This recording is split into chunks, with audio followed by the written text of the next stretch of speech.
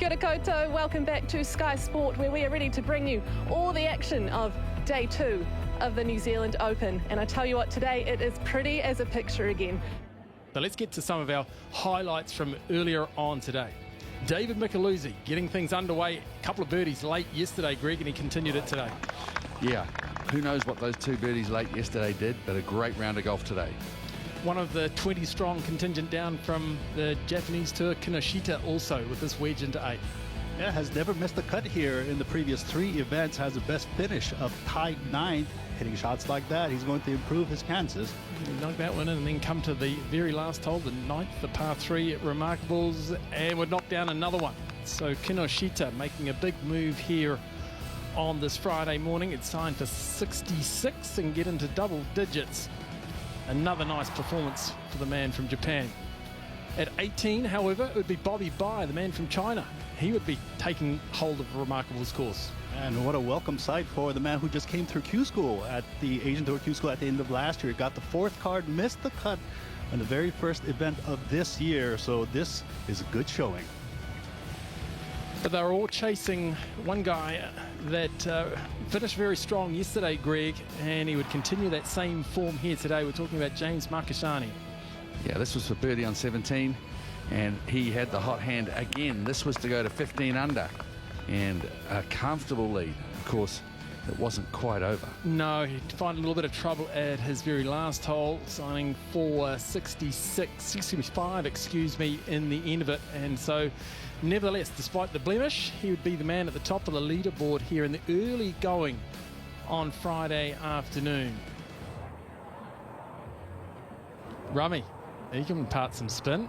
This for a long range 2 at 12.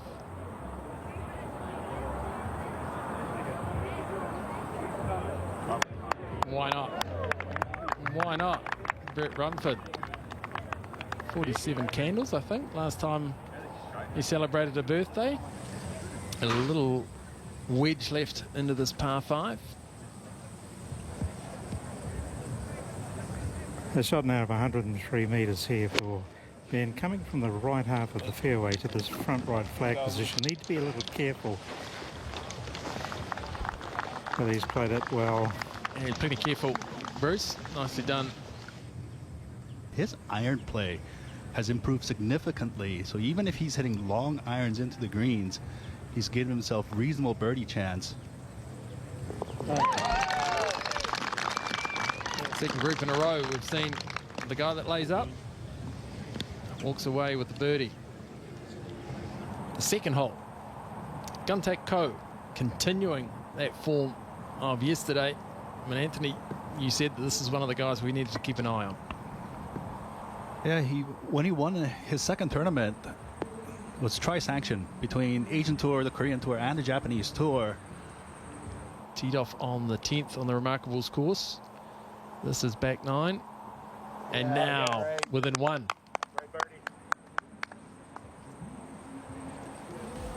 Guntak Ko quietly going about his business, sneaking up on James Markashani. Bobby Bai was finished earlier on today with 64, and Ko has holes to play.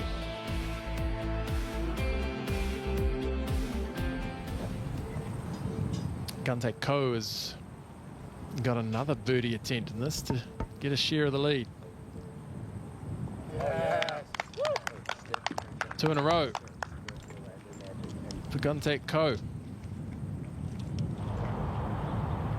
Back to Josh at 14.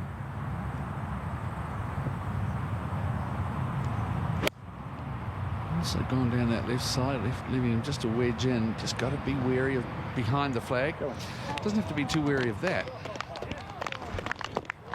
Just a tap in.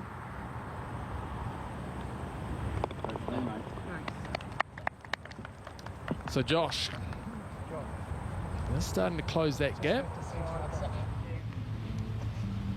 Just a little flick with the wedge for Dan into 17.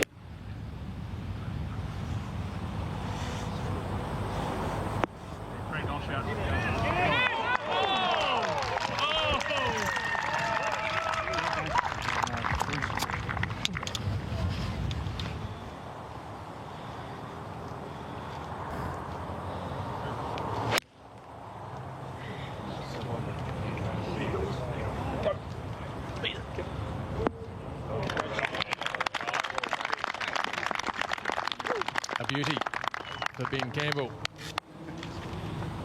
Catlin now also with the wedge. Just the sand wedge into 17.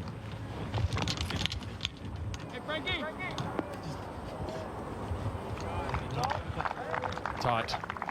Jetta Morgan. He's taken a poke at this par 5 and 2. There's water short, but that's not a problem.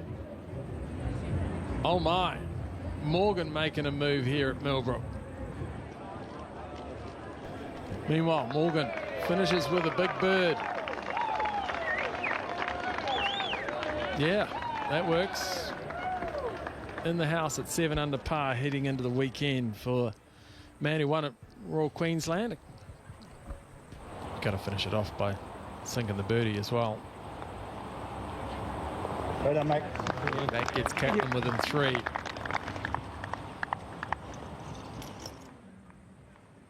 We'll get to that in just a few moments. Guntak Ko, meanwhile, one of our leaders. This for another birdie in the outright lead. Why not? Impressive playing for Guntak Ko. He's at 15 under par, 4 holes to play.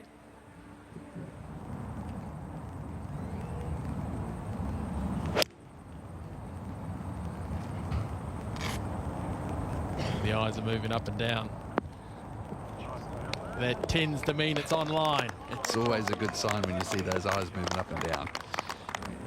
In pretty good position to take a look at 2.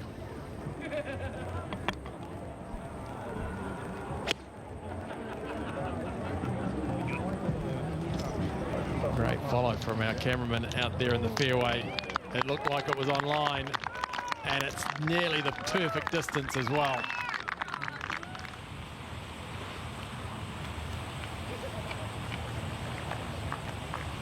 So what's the keys here, guys? You've got to make sure that you've got a firm right foot, but you can't build a stance.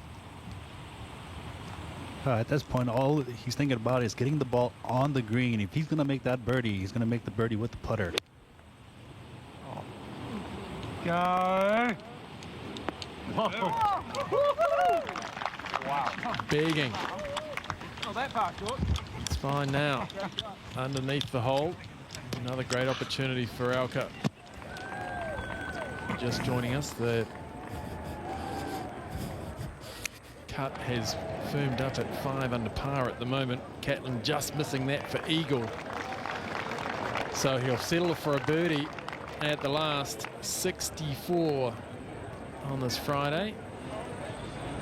But Dan finishes off 3 birdies in his last 4 holes for the man from Wellington. Plays himself right into the tournament. Josh Geary for a birdie of his own. Well done, Josh. To get to 10 under. Fast finish of our players here on the Coronet course. Well, this is a good angle for Ben Campbell from the left half of the fairway. Gives him more green to play with on top of the ridge. It's 68 metres. Doesn't appear to have hit it particularly well, although it's moving just left of the flag. Okay.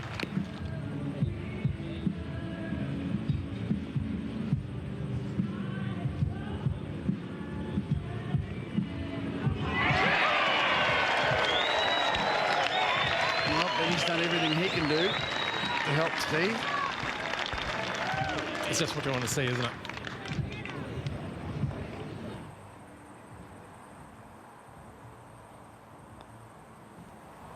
Guntak Ko, another birdie, and opens up just a little gap. But here is our leader. Short little approach into the par 4/8.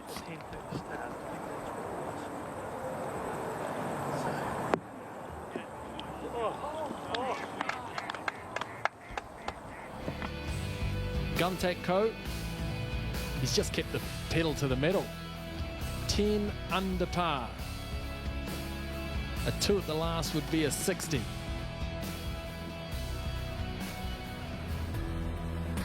It's been a great day bringing you second round action here at Millbrook.